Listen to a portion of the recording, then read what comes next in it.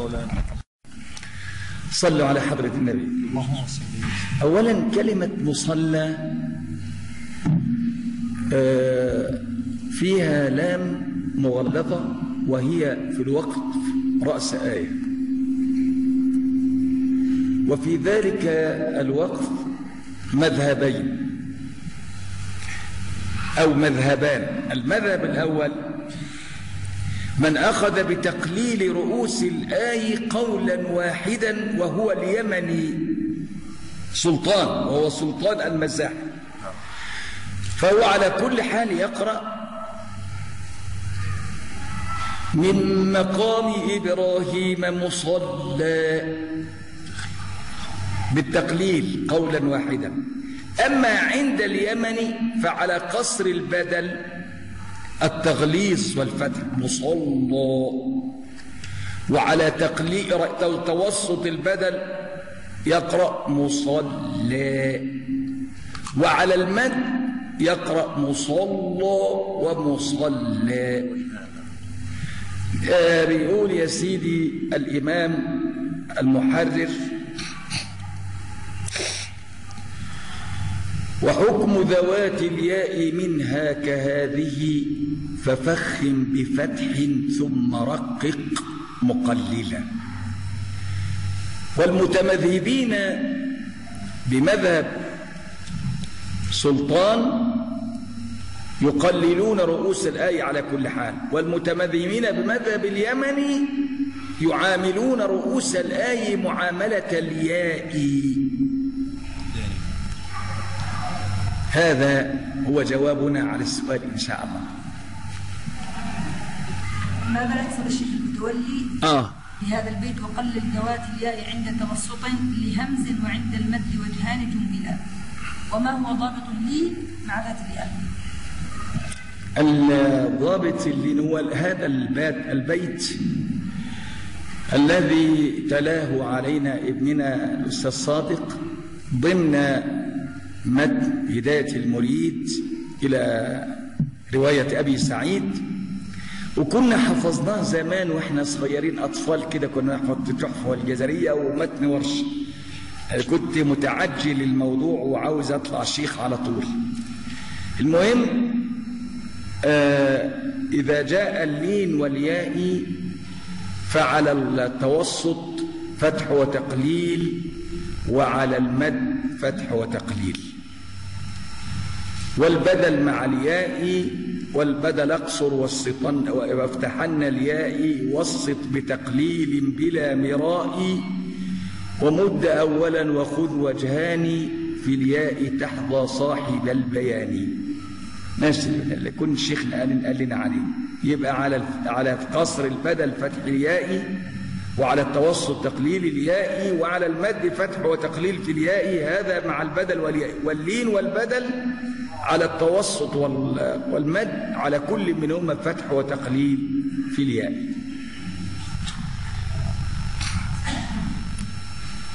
مولانا كيفية قراءة جاء أجلهم لورش في حالة الإبدال مدا؟ لكل أمة أجل إذا جاء أجلهم لا يستأخرون ساعة ولا يستقدمون.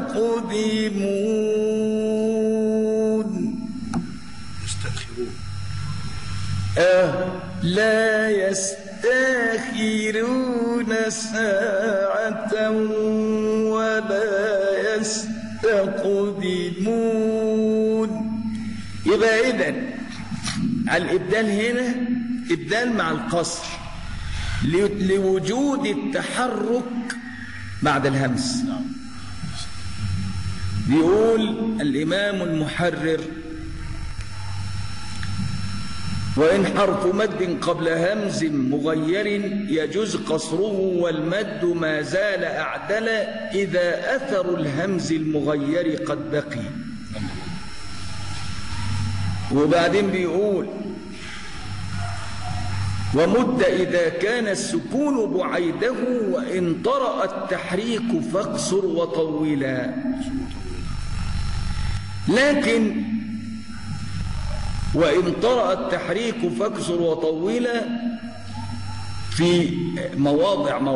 أما إذا جاء التحريك فالمعتمد فيه الإبدال مع القصر. تقرأ إذا جاء أجلهم.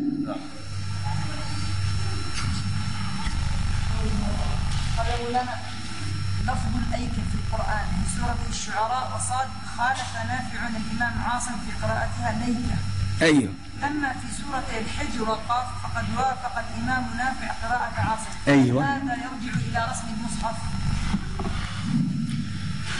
يرجع إلى رسم المصحف ويرجع إلى التواتر.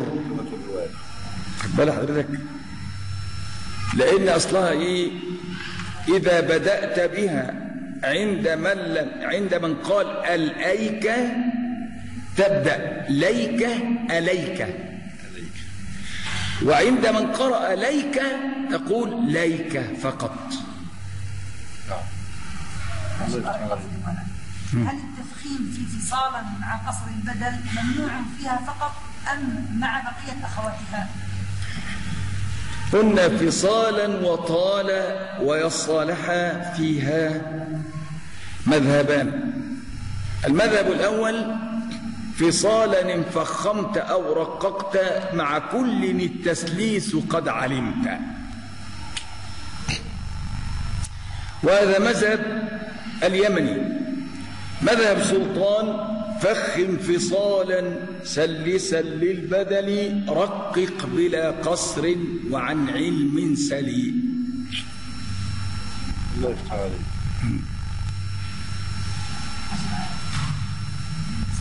هل لنا أن نعرف اسم كتاب يدلنا على مواقع الوقف في القرآن الكريم والابتداء لأننا بأمس الحاجة إليه؟ جزاكم الله خيرا.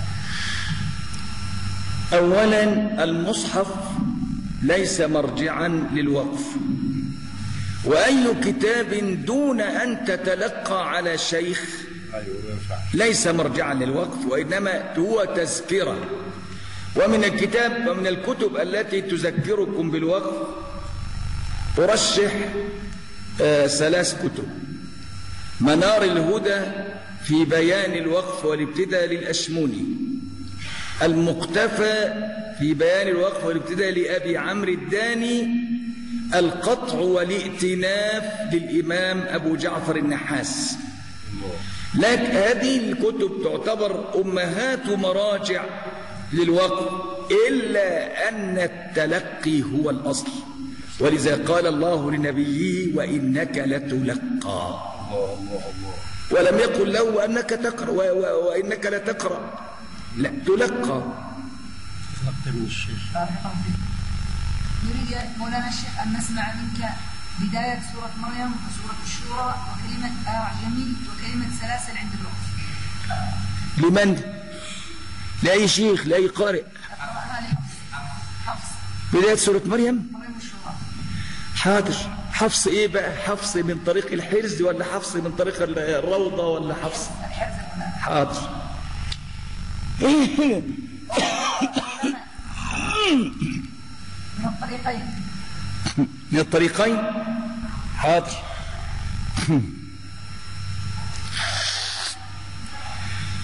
أعوذ بالله من الشيطان الرجيم.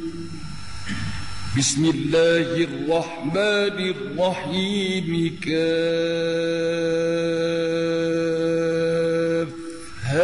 يا عين صاد. هذا هو المد اللازم. كافها يا عين صاد. 4 حركات لللين. قال ابن الجزري: وفي اللين يقل طول وأقوى السببين يستقل. دول من طريق الحرز، وعين بالتوسط من طريق الحرز ومن طريق الطيبة. ثم يأتي كاف ها يا عين صاد القصر. قال مولانا ابن الجزري ونحو عين فالثلاثة لهم. وكذلك في أول الشورى عين كما قلنا. ثم عاوزين ايه بقى يا سيدي؟ أعجمي. ماشي. ما فيش هي طريق واحد ملوش فيها غير حاجة. يقول أعوذ بالله من الشيطان الرجيم ولو جعلناه قرآنا أعجميا لقالوا لولا فصلت آياته. الله الله الله. أعجمي وعربي. الله. قل هو للذين آمنوا هدى وشفاء والذين لا يؤمنون في آذانهم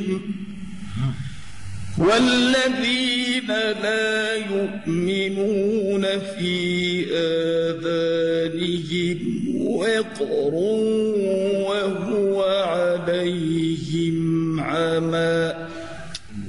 غيره كلمة سلاسل سلاسل سلاسلا من الحرز.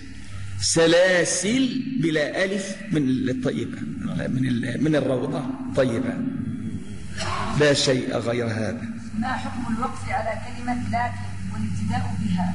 وهناك آيات تبدأ بكلمة لكن مثل لكن الرسول والذين آمنوا ولكن الله يشهد. نصلي على النبي. اللهم صل وسلم وبارك وسلم. هتعبك معلش. لا وقف قبل لكن المشمولة بالواو. ولكن لا وقف قبلهما لأنهما حرفي استدراك. الله. ولكن في القرآن الكريم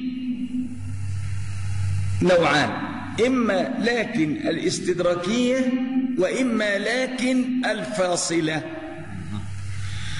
فلكن الفاصلة نقف قبلها مثل لكن الرسول والذين آمنوا معه جاهدوا، لكن الذين اتقوا ربهم.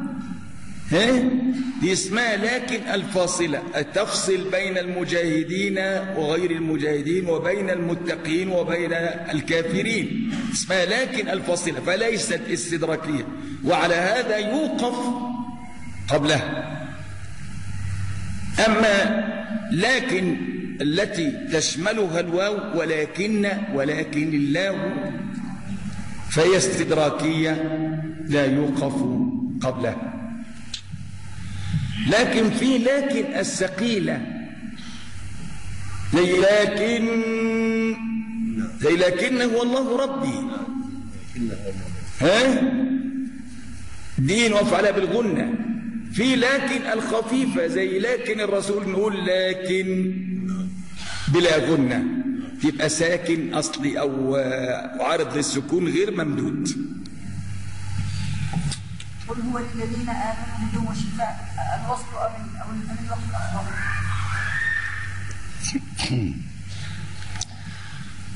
علشان هو نصل هو للذين آمنوا هدى وشفاء وهو للذين لا يؤمنون عماء وبلاء. فعشان هو نصل قل هو قل هو. إنما افرض واحد وقف نقول له انت يعني قراءتك بطلة ابدا، بس هي قراءة صحيحة، بس هو الأكمل احنا بننشد الكمال، بننشد الكمال. خلاص بارك لكنه الله. لكن ليه اصلا ليه؟ لكنه هو الله الوقف عليه. لكن أصل لكن اسمها مد طبيعي لصلة ضمير المتكلم، معناها لكن أنا أشهد أن أنه الله رب. فالألف هنا لصلة ضمير المتكلم اسمها إيه؟ مد طبيعي لصلة ضمير المتكلم. وكذا كل لفظ أنا في القرآن الكريم. والله تعالى أعلم. اسعدنا بكم وشرفنا. وفي سؤال بسيط صغير كده عندي أنا. تفضل. الله يكرمك. بالنسبة لحروف القلقلة اجتمع فيها سببان، الجهر والشدة. نعم. وهاتان الصفتان اجتمعت في الحمزة أيضا، فلماذا خرجت من كونها حرف من حروف القلقلة؟ لأنها يابسة. نعم. يابسة، الهمزة يابسة لا تقبل الرجرجة، والقلقلة لا تخضع لما قبلها ولا لما بعدها. فإذا كانت من حروف الاستيفال كالباء والجيم والدال ميلت إلى الفتح قليلا حال الوقف وحال الوصل. ومعنى إمالتها إلى الفتح أن نضيف إلى الإمالة بعض الإشمام الطفيف بالكسر، فنقرأ وهو الذي يبدأ قد نعلم يوم يجمعكم، في إشمام بالكسر بسيط ليخلصنا من فتحها الخالص، لأن ممكن يقولوا وهو الذي يبدأ قد نعلم نجزي المجرمين. في قراء يقولوا كده، يقول لك القلقلة لازم تكون ميالة للفتح، مش ميالة، ده انت مش ميالتها، ده انت فتحتها خالص، وده غلط. فإذا كانت من حروف الاستعلاء زي القاف والطاء ميلت أو وأشمت بالضم قليلا، لأن الاستعلاء ملء الفم ولا يملأ الفم إلا الضم. نقول أفتطمعون ويقتلون اقتربت ونطبع. لو احنا سيبنا الإشمام دي هتتفتح مننا، دي القلقلة. وطبعا إذا كانت موقوف عليها تبقى أبين من الموصول، لقول الإمام وبينا مقلقلا إن سكن وإن يكن في الوقف كان أبينا. أولادنا يسألوا عن التحريرات. التحريرات يا أخوانا، القراءات بلا تحريرات تعتبر يعني إيه؟ شيء من السفسطة. ليه؟ القراءات مليئة بالطرق. يعني الإمام الشاطبي لما قال أنا هجمع التيسير في الشاطبي، هل هو التزم بجمع التيسير؟ لا، خرج عن التيسير في بعض الأحيان وزاد على التيسير، وكان له آراء له وحده. مين يعرفك وانت بتقرأ الطريق ده متصل إليك سنده ولا لا؟ يعني انت بتقرأ الشاطبي، مين يعرفك ان هيت لك من الشاطبية؟ كثير من القراء يقول هيت لك، أبدا، هيت لك لهشام مش من الشاطبية خالص. يبقى اللي يقرأ وقالت هيت لك، أنا بضرب مثل بس، اللي يقرأ وقالت هيت لك من الشاطبية لا، أخطأ. ولذا أنا قلت إيه؟ وهيت بكسر أصل كفء وهمزه لسان وضم التاء وحرزه فلا. يعني اللام اللواء للهشام، يعني هشام ليس له ضم التاء من الحرز. طيب عمنا الشاطبي جابها في الشاطبي، لكن ده خروج منه عن التيسير.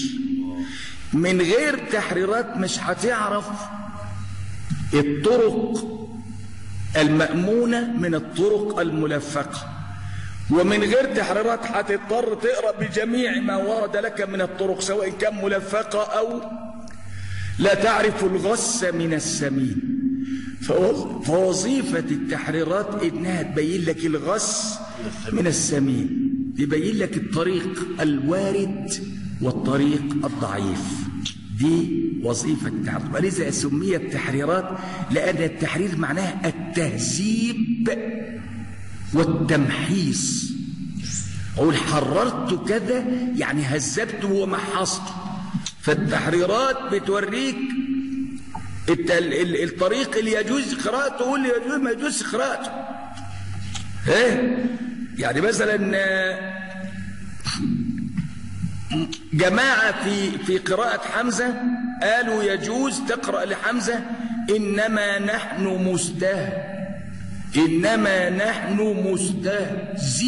مستهزئين بدل مستهزئون. سليم. عمنا الشاطبي لما قال ومستهزئون الحذف فيه ونحوه وضم وكسر قبل قيل وأخملة، ما كانش صح يقولوا أخملة، ده كان يقولوا ألغية. مين يوريك ان دي لاغي؟ مستهزئون فيها 3 قراءات لحمزة، هتعرفها منين؟ إلا من التحريرات. وهكذا كانت التحريرات بالنسبة لعلوم القراءات جد مهمة لتبين لك الغث من السمين. ولقد من الله علي وحفظت أكثر من 19,000 بيت في التحريرات. وكانوا مشايخنا يقولوا من غير تحريرات يا ولد ما تعرفش تقرا حاجه. أسأل الله أن يجمعنا بكم على خير. في حد عنده حاجة تانية؟ حفظك الله ورعاك.